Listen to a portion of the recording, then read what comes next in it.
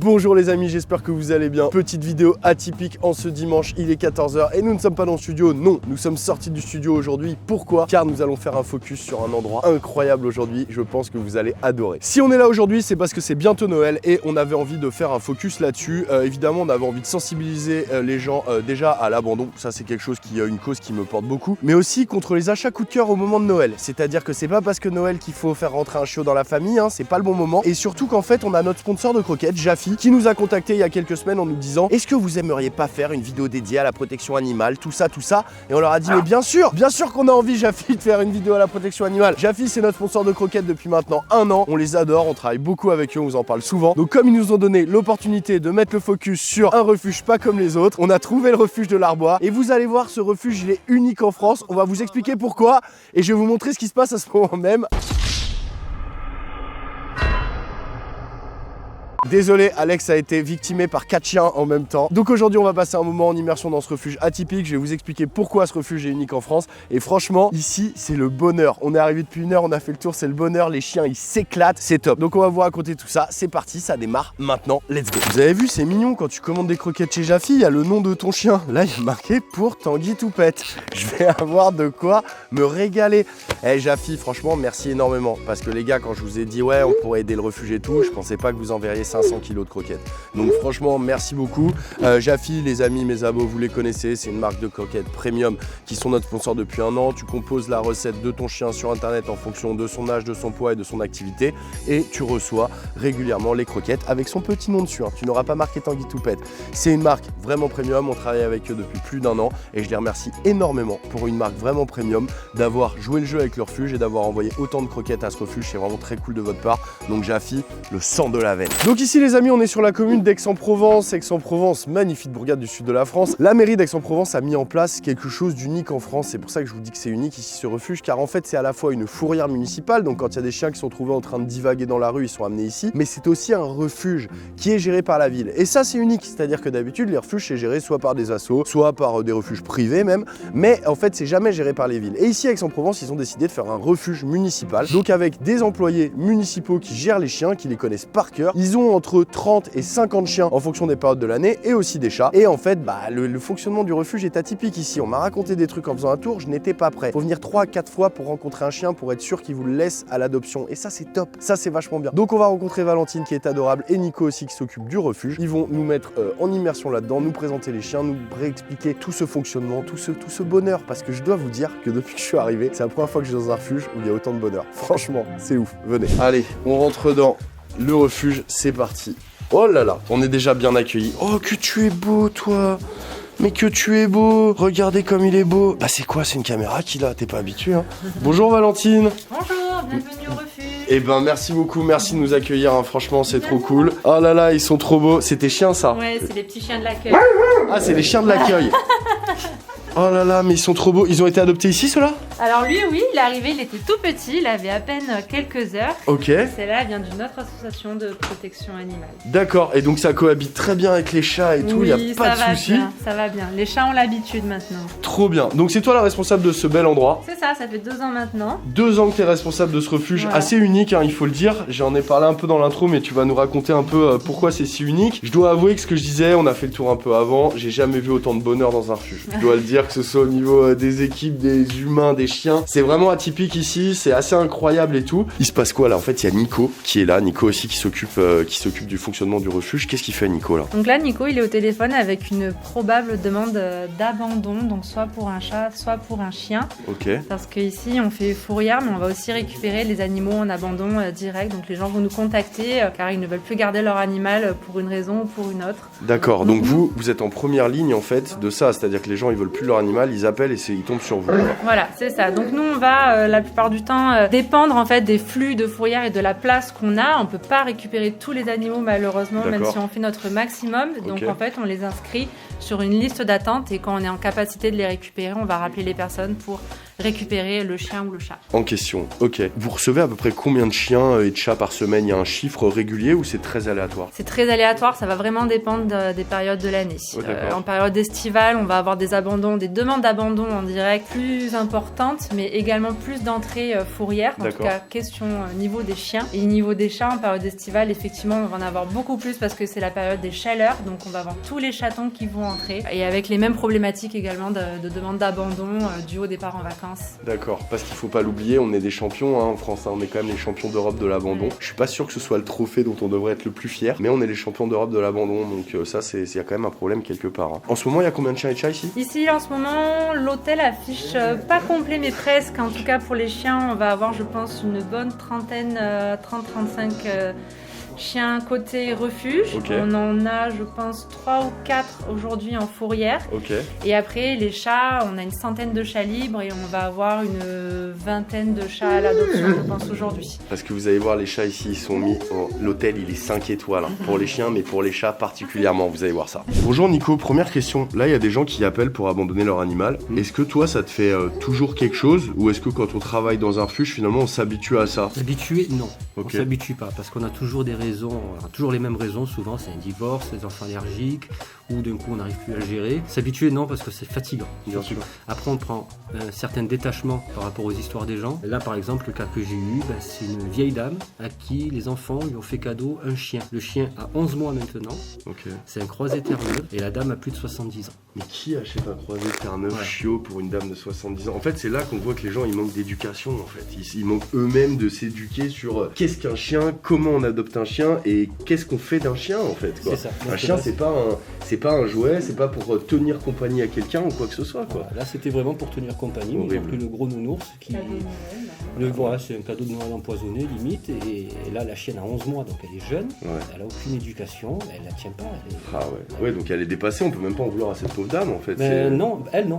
C'est à ses enfants. Ses enfants qui ont fait une belle boulette. Et donc ce chien va arriver chez vous? On va en parler avec l'équipe. D'accord. Parce qu'on a quand même une bonne liste d'attente. On a le refuge qui est pas mal rempli. On a encore des arrivées. Après, nous, on essaye de le rediriger sur d'autres refuges parce que la dame n'est pas sur la commune. Elle est au Mirabeau, donc pas très loin. Mais après, on en parle toujours avec l'équipe pour savoir au cas par cas. Chaque chien candidat à l'arrivée ici, il faut que toute l'équipe soit concertée et soit OK que tout le monde soit d'accord parce qu'on a des chiens quand même qui sont assez difficiles. Si on prend trop de chiens, les chiens difficiles, on pourra plus s'en occuper comme il faut. Et du coup, là, ce sera plus du cas par cas, c'est l'usine. D'accord. Donc, on préfère vraiment sélectionner. Après, on redirige les gens sur d'autres assos ou d'autres refuges. Mais là, on va en parler avec l'équipe et puis on peut l'accueillir. C'est ça qui est incroyable ici, c'est que dans ce refuge, il y a des comportementalistes canins qui viennent aider pour reprendre en main les chiens, mais aussi pour former les adoptants.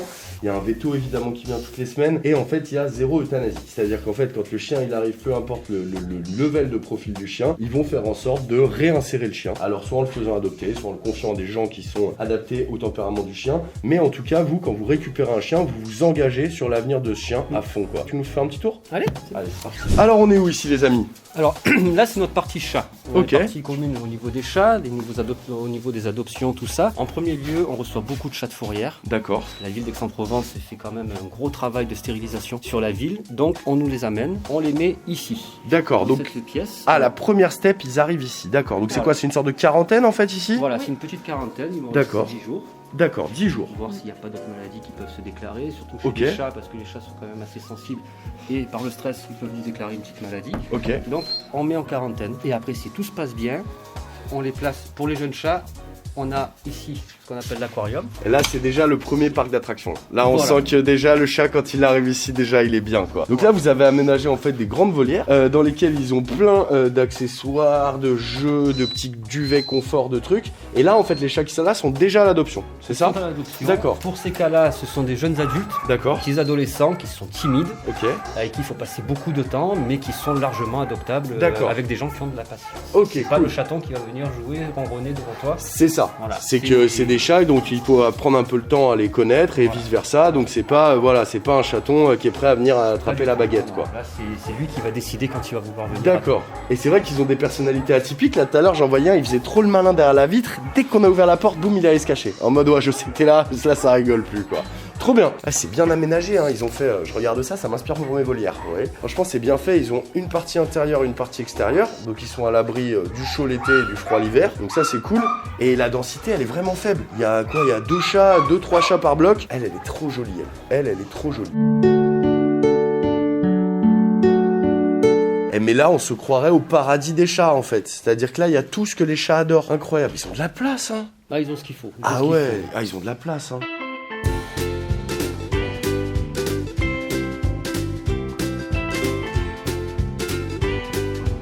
Ça vient d'où tous les arbres à chats, les griffoirs et tout? C'est des dons. Ah, c'est des dons, tout ça? C'est les gens qui nous amènent tout ça.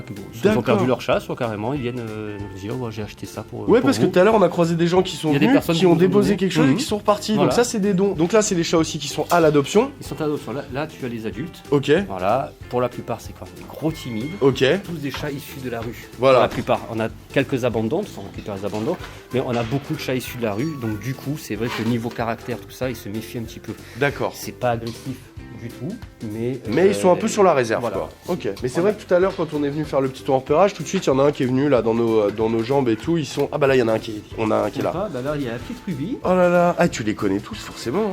Oh la petite Ruby, elle est écaille de tortue. Regardez, elle est trop belle. Vous savez comment c'est que c'est une femelle directe? Parce qu'elle a 3 couleurs et que la plupart des chats qui ont 3 couleurs c'est des femelles. Alors parfois il y a des mâles qui ont 3 couleurs mais c'est très rare. Et pour le cas de la petite Ruby, alors c'est une écaille de tortue, donc ouais. un peu de caractère. Un petit peu de caractère. Ah, parce que l'écaille de tortue, tu vas me dire que la couleur joue sur le caractère? Ah, la couleur, ça joue pas mal. Mais non, je savais pas du tout.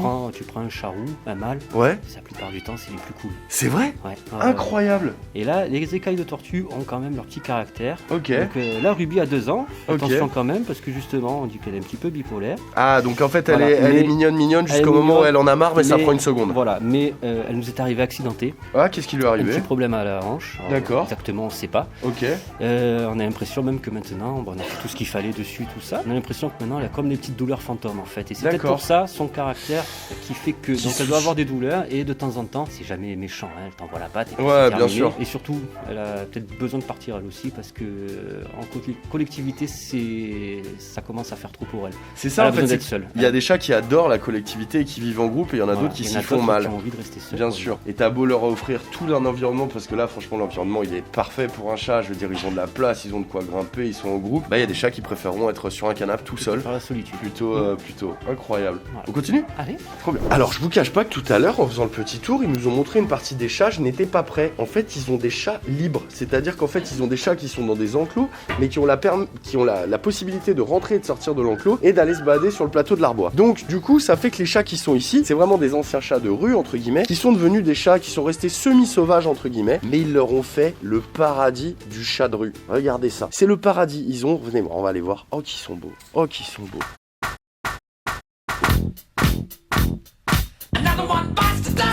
Oh, mais qui sont beaux.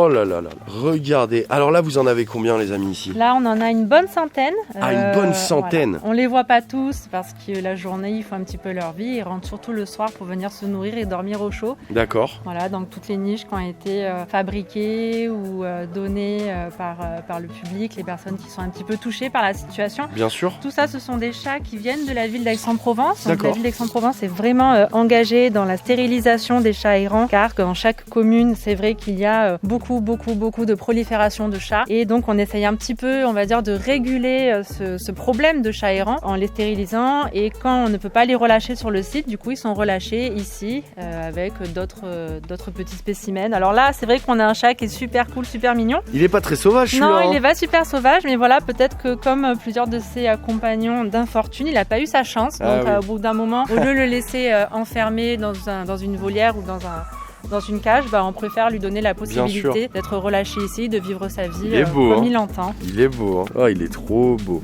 Nope. Quand les chats ils arrivent, vous avez pas trop de background, d'histoire sur eux la plupart, vous savez pas d'où ils viennent ou un chat de rue, vous savez pas ce qu'il a vécu, s'il a été abandonné, s'il a vécu dans la rue, comment tu fais pour les premiers jours pour voir un peu quel profil, d'où vient ce chat quoi? Alors les chats de la ville d'Aix, ils sont pas totalement inconnus non plus car il y a un grand réseau de mères nourricières avec lesquelles on travaille sur Aix-en-Provence qui s'occupent bénévolement de ces chats et qui du coup font appel à nous pour tout ce qui est identification, stérilisation ou si les animaux ont besoin de soins. Donc parfois on a un petit backup quand même sur les animaux qui arrivent mais pas toujours et après ça va être, si jamais on n'a vraiment aucune information, ça va être une découverte petit à petit. Les deux parties apprennent à se faire confiance au travers de soins, de nourrissage, etc. Et puis on va voir à un moment donné un petit déclic. C'est vrai que les chats arrivent ici en général, ils sont très craintifs, très timides. Mais on a une équipe qui est tellement expérimentée qu'au bout de quelques jours, parfois c'est un peu plus long, ça peut prendre quelques semaines, on va vraiment avoir un déclic de la part de l'animal qui va commencer à s'ouvrir. Et là on va pouvoir déterminer quelle est la nature vraiment de son caractère. Est-ce que c'est un chat avec lequel on va pouvoir faire une adoption un peu facile, un peu classique? Est-ce que c'est un chat qu'on va décider de pouvoir placer en appartement ou non, avec d'autres chats ou non, avec des chiens, des enfants, etc. Mais ça s'apprend au fur et à mesure des rencontres. Donc il faut quand même du temps pour que vous connaissiez l'animal avant de pouvoir le confier à qui que ce soit. Donc c'est important d'avoir ça, vraiment ce temps adapté pour que l'animal se remette un peu de ses émotions une fois qu'il est arrivé ici, se recadre et que vous puissiez décider sur quel profil de famille il conviendrait quoi. Exactement, et je trouve qu'avec les chats justement ça prend même un peu plus de temps parce que ce sont des animaux, contrairement aux chiens qui vont faire preuve de beaucoup plus de discrétion. Voilà. Et donc le travail de sociabilisation il peut être aussi assez différent. Voilà. Mais on va pas avoir la même communication avec les chats et avec les chiens, donc des fois c'est vrai que ça peut être un petit peu plus long, mais tout est possible. Bien sûr. Bon, il n'y a pas que des chats ici, il y a des chiens aussi. On a des chats et des chiens. On va aller les voir. Nico, t'es plus chien toi, non? Je suis très souvent au chien. Il est très souvent au chien. Et on va aller voir les chiens, vous allez voir, il y a des merveilles. C'est parti. Ah, il est timide. Ah, il fait pas le malin. Il fait pas le malin avec la caméra, ce beau Doberman, regardez-le. Mais il y en a partout. C'est Mistral. C'est Mistral? Ouais. Il est gagnant lui? Toujours la banane, toujours debout. J'ai pas de chat plus chat que ce chat. C'est vrai? C'est le chat avec c'est le chat par excellence. Le matou. Il aime les radiateurs, le confort et dormir en hauteur. Et il a son caractère, il a un caractère très affirmé. C'est vrai? Voilà. Ah mais j'allais dire c'est une crème hein. Ah bah tu verras. Ça dépend des moments. Il est crème jusqu'à ce que...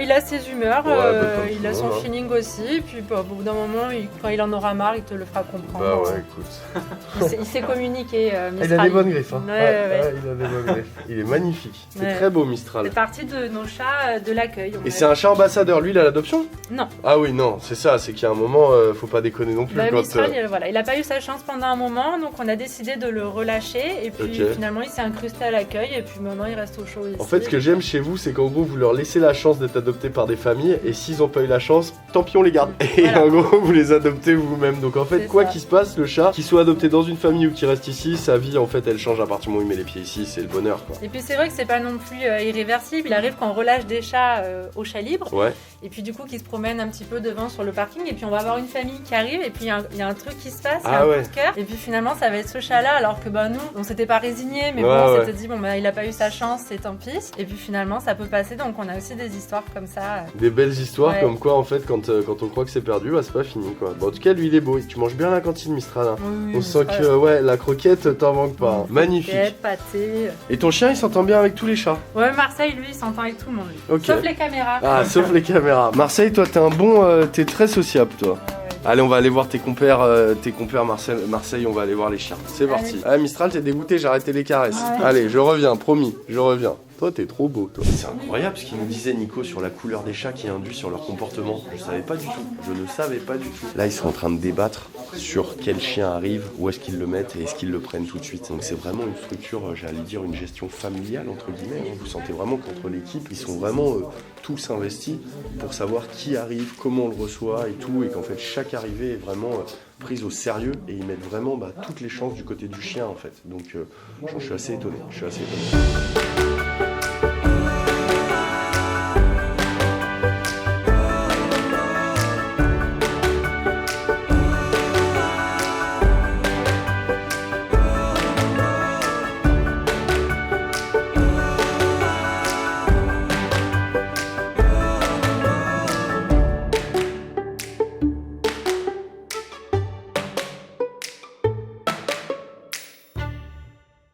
Donc là en fait les amis vous avez des parcs et en fait pourquoi est-ce qu'il y a des chiens qui sont dans des parcs et des chiens qui sont dans des box? C'est quoi la différence? Alors on a nous en tout et pour tout 6 parcs de détente. D'accord, ils sont grands les parcs, hein. Ils font plusieurs centaines de mètres carrés. Hein. Oui, okay. Oui, vraiment ils ont de quoi faire. Bon maintenant malheureusement ils les connaissent bien. Okay. Et puis il y a des rotations qui s'effectuent tous les jours. Tous les chiens sont en parc, chacun leur tour. Comment ça? Attends, tu vas me dire que chaque chien qui est en box chez vous, il passe dans le parc tous les jours? Tous les jours, j'ai mes agents qui les récupèrent et qui les prennent de leur box et qui les amènent dans le parc où ils peuvent se détendre, en plus des balades avec les bénévoles. Ah mais ça c'est incroyable parce que dans un refuge classique, le chien il sort tous les jours? Je pense à un maximum et tout le monde n'a pas la possibilité d'avoir une structure équivalente. Nous c'est vrai que la ville d'Aix-en-Provence a vraiment mis les moyens et qu'on a de très beaux parcs, ils sont très sécurisés, ils sont verdoyants. Voilà, les chiens ils sont au top, hein. Quand on est rentré là tout à l'heure, c'était c'est la folie, c'est la cour de récré là-dedans. Donc en gros, les chiens ils vivent dans un box en mode chenil comme un refuge classique, mais tous les jours ils vont se détendre dans les parcs ou être baladés par des bénévoles parce qu'on a croisé pas mal de dames là qui partaient avec des chiens.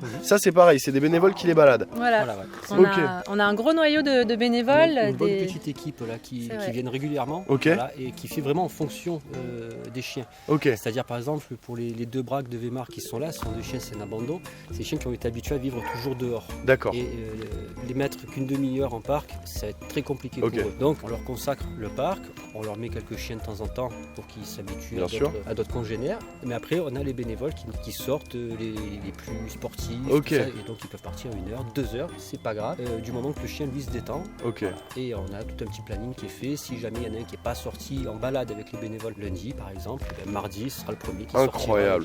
Ouais, donc en fait l'avantage d'avoir un refuge à taille humaine comme ça, c'est que vous avez vraiment une gestion des chiens au cas par cas. Et en gros chaque chien est vraiment pris en compte en fonction de qui il est, d'où il vient, ce dont il a besoin en fait. Et ça c'est assez incroyable, hein. Franchement je suis bluffé, J'ai trop hâte de vous montrer les chiens les amis, vous allez voir, il y a des pépites, des petites perles magnifiques.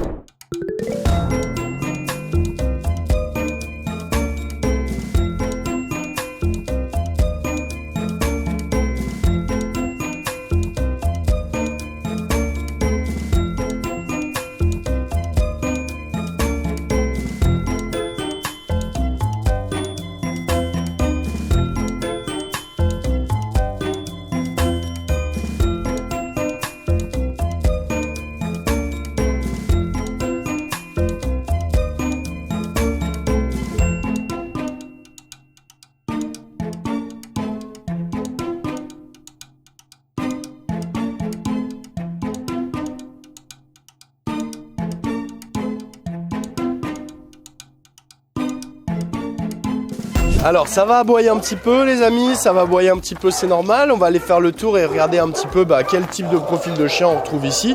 Oh là là, lui on l'a vu tout à l'heure, c'est Gibson lui, non? Ouais, le bon vieux Gibson. C'est un vieux berger allemand, il a quel âge lui? Il va avoir 12 ans. 12 ans, comme Azote, comme Azote. Oui, il a l'air en forme. Il va avoir 12 ans, il est en forme, voilà. Mais c'est vrai que c'est un pauvre chien, il attire pas l'œil. Ah bon? Non. Pourquoi? Sûrement un vieux chien. Viens, on peut aller le voir dans le parc? Bien sûr. Ça, c'est vrai que c'est triste. À chaque fois que je vais dans un refuge, on m'explique qu'il y a des chiens qui sont plus adoptables que d'autres. Et souvent, c'est au physique en fait. Les gens, ils cherchent des animaux qui sont mignons, avec une couleur particulière. Et là, un vieux berger allemand classique, entre guillemets, c'est pas celui qui va être retenu en premier. Et c'est bien dommage, parce que c'est des super chiens. On va aller voir Gibson. Alors, non, ça se mange pas, c'est un micro. Pourquoi Gibson, c'est le genre de chien qui est pas bien adopté, tu penses? Parce que c'est un vieux chien, tout simplement. Et un chien de race vieux, c'est encore plus compliqué parce que ça fait quand même un petit budget niveau vétérinaire. Il a quoi? Il a des petits problèmes de dysplasie, des trucs comme ça? Il peut en avoir, d'arthrose, surtout d'arthrose après avec l'âge. D'accord. Mais à côté de ça, pour moi Gibson c'est un bon vieux pépère, super sympa. Il aime pas ses congénères, il aime pas les chats, mais il adore les humains. Il a été habitué à vivre avec des humains dans un restaurant routier, donc il connaît le passage, il sait ce que c'est. Bon alors, et comment il s'est retrouvé ici? Comment on passe d'un restaurant routier? C'est un abandon. Ils en voulaient plus quoi. Mais il pouvait plus s'en occuper. Ça me désole.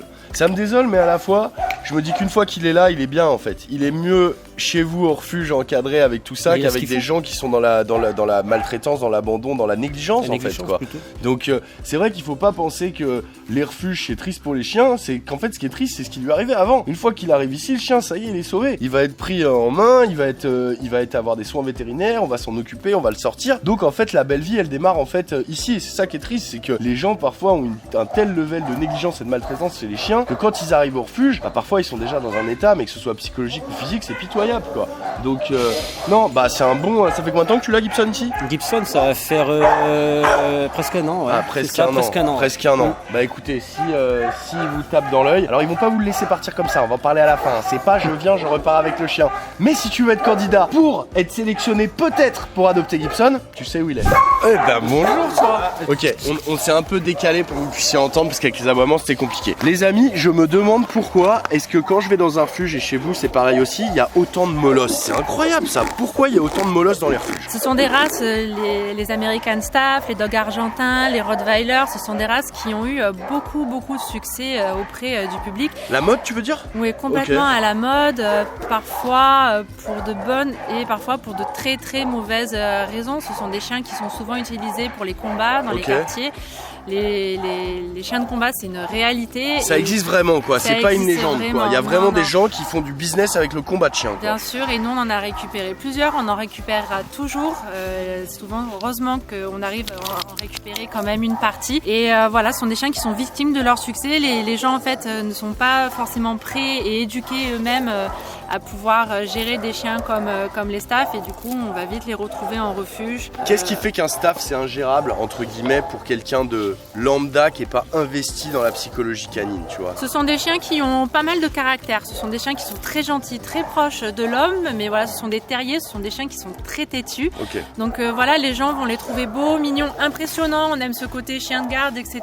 Et puis finalement on va se rendre compte qu'on n'est pas du tout fait pour avoir ce type de chien là, et c'est tout à fait rémédiable en fait. Ces gens pourraient faire appel à des éducateurs canins, à se faire accompagner, etc. Nous d'ailleurs c'est ce qu'on leur conseille avant un abandon, c'est êtes-vous allé voir un éducateur, avez-vous mis les moyens vraiment pour essayer de pallier au problème? Mais la plupart du temps les gens nous disent non mais on n'a pas le temps, on n'a pas l'argent, etc. Donc les gens pourraient faire l'effort, et pourraient mettre les moyens, mais c'est pas toujours fait, et c'est pour ça que nous on récupère souvent des chiens qui sont un petit peu abîmés. Ouais, c'est triste. C'est triste parce que ce sont vraiment des super chiens, mais après c'est pas des chiens pour tout le monde, c'est-à-dire que c'est des chiens, il faut être sportif, il faut comprendre la psychologie canine pour avoir une éducation vraiment cohérente, et ça fait le meilleur chien du monde. Mais c'est vrai que attendre d'un staff qu'on n'éduque pas, dont on s'occupe pas, qu'on n'entretient pas et qui on fait pas de sport, d'être un chien de famille adorable, ça n'existe pas en fait. Ça peut, mais voilà, c'est comme tous les chiens, ils vont devoir avoir besoin un petit peu d'éducation, de se dépenser, voilà, comme tu disais. C'est quand même des chiens qui sont très intelligents. Ok. Et toi, tu as beau trouver leur psychologie, tout ça, eux t'observent aussi. Et ils vont t'analyser aussi. Ils vont chercher les failles. Quand ils vont trouver la faille, ils vont aller dedans directement. D'accord. Et sur le fait qu'ils soient têtus, ça c'est vrai, mais ça reste, c'est du bon têtu. Voilà, c'est du bon têtu. Et honnêtement, c'est des super chiens. Vraiment des super races. Ah ouais, moi tous les molossoïdes que j'ai eu autour de moi et tout, quand ils sont entre de bonnes mains, j'ai envie de dire, c'est des chiens de rêve quoi. C'est des chiens qui sont courageux, fidèles, qui s'adaptent à tout, qui peuvent qui s'entendent bien avec les enfants, qui peuvent passer une journée sur le canapé et le lendemain partir en rando toute la journée. Mais il faut comprendre ce qu'on fait quand on prend ce genre de chien, parce que c'est des piles électriques, et une pile électrique, il faut la vider en fait. Donc il faut la dépenser, et si ça passe pas par ça, souvent il y a des problèmes. Elle s'appelle comment? Diana, elle est magnifique. Elle a quel âge? 7 ans. 7 ans, ok. Elle est petite, elle est compacte. Elle est trop belle. Et on connaît son histoire? Diana, c'est une chienne en fait qui avait été adoptée ici il y a à peu près 5 ans. Ok. Et en fait cette année, début d'année, son propriétaire a plus réussi à s'en occuper correctement, donc il a préféré nous la ramener. Ce sont des cas de figure qui malheureusement existent aussi, les retours d'adoption. C'est horrible ça.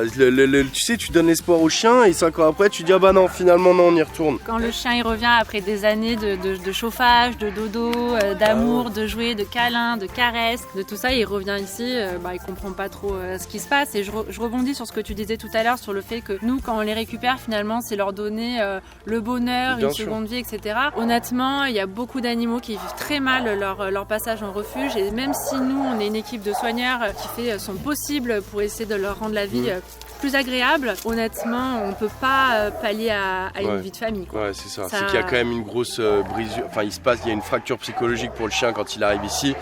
Et même si vous faites au top, on voit bien qu'il y avait une petite que j'ai vue un peu stressée tout à l'heure. Tu m'expliquais qu'elle a été abandonnée hier et qu'elle était elle est partie pendant 1 an seulement. Oui, bon, on sent bien que le chien, il y a un avant et un après et que ça lui fait bizarre de se retrouver ici, quoi. Ah, c'est bien triste. Mais elle est très très jolie, hein. Et franchement, Diana, c'est une très belle candidate. Vous avez montré comment vous les nourrissez parce qu'il en faut des croquettes pour tout ce monde-là.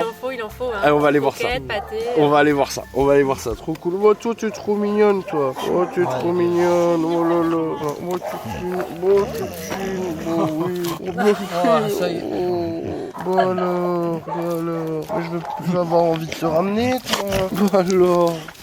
Elle est trop belle. Valentine, tu es donc responsable de ce beau refuge municipal. Merci. Mais comment on peut aider un refuge municipal? On peut t'aider? Oui, avec plaisir. Nous, on a toujours besoin du public. Quoi qu'il arrive, un refuge n'est rien sans les dons et sans les bénévoles. On a beau avoir beaucoup d'améliorations au quotidien grâce à la mairie d'Aix-en-Provence. On compte aussi sur vous pour la pâtée, pour les chats par exemple. Là, avec l'hiver, on va avoir besoin de couettes, de grosses couvertures pour tenir les chiens au chaud.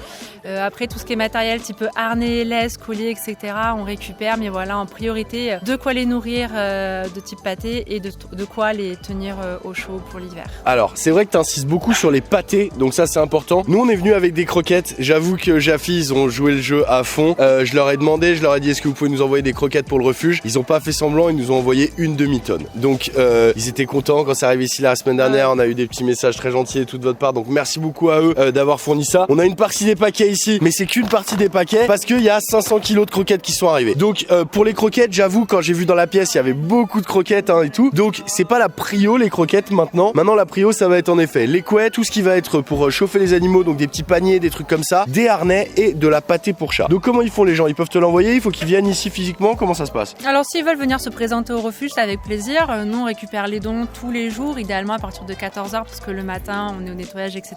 Mais voilà, c'est quand les gens peuvent. S'ils veulent les envoyer, il n'y a pas de souci. Mais s'ils veulent se déplacer en personne, ça nous permet de les remercier aussi. Mais quand tu parles de dons, c'est pas de l'argent. Tu m'as dit attention, on veut des dons matériels, on veut pas de l'argent. Parce que l'argent, ça, c'est la ville, c'est tout ça. Vous, ce qui vous intéresse, c'est du don matériel. Donc n'hésitez pas, si vous avez du surplus ou si vous voulez faire un don à un refuge, vous pouvez l'envoyer ici, vous pouvez vous déplacer ici, venir. Est-ce qu'on peut devenir bénévole ici aussi? Oui, c'est possible, en suivant une petite formation avec nos soigneurs et des bénévoles plus expérimentés. Oui, donc il y a moyen de vous aider de plein de manières différentes et que ce soit de l'investissement humain, du don matériel, bref, on peut venir aider quoi. Oui, toujours, et on aura toujours besoin d'aide quoi qu'il arrive.